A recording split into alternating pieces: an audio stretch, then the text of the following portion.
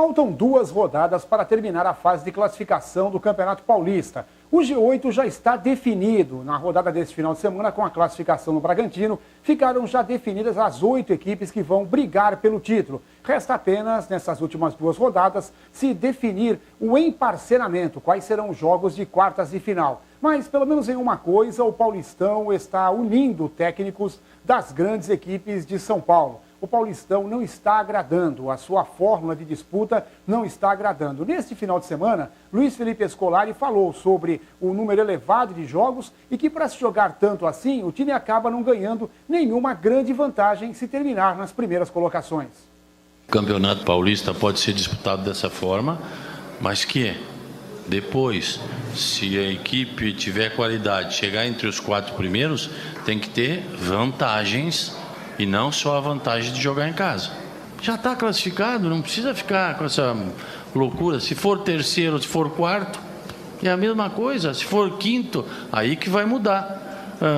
Jogar onde que nós vamos jogar? Qual é a nossa casa? Não tenho casa. O técnico Emerson Leão falou sobre essa entrevista de Luiz Felipe Scolari. Deu razão ao seu companheiro de profissão, falando sobre o elevado número de jogos e também as pequenas vantagens que o regulamento do campeonato dão a esses primeiros colocados. Tem direito ao ponto extra? Tem direito ao empate? Tem direito ao quê? Então eu li o que o Felipe disse. Quando perguntaram a ele, o Felipe disse que o seguinte: se ele estava preocupado, deve ter feito aquela cara que ele faz assim, né? E com razão. Ele disse, vantagem do quê? Vantagem de jogar em casa? Eu não tenho casa. Então, vantagem do quê? O mando não é nosso, é da federação. O que eu quero dizer é o seguinte, com 19 jogos, que não foram ainda, só foram 17, é muito sacrifício. Você perde muito jogador, você não faz, a pré-temporada não compensa. E para ganhar o quê? Um mando de jogo? Muito pouco, não vale a pena.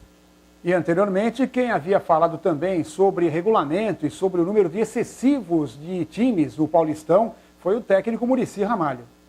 Eles têm que mudar um pouco esse calendário maluco que tem aí, cara. Tem que mudar, não tem como. Tem que diminuir o número de times, principalmente nos estaduais. Tem que diminuir. Não adianta a gente ser aqui bonitão, romântico, legal pra caramba. Não adianta nada. Entendeu? Aí a gente sofre, quando vai jogar com um time grande da Europa, a gente sofre, por quê? Porque não tem intercâmbio, a gente não tem mais data para fazer, participar de torneios na Europa, como era antigamente.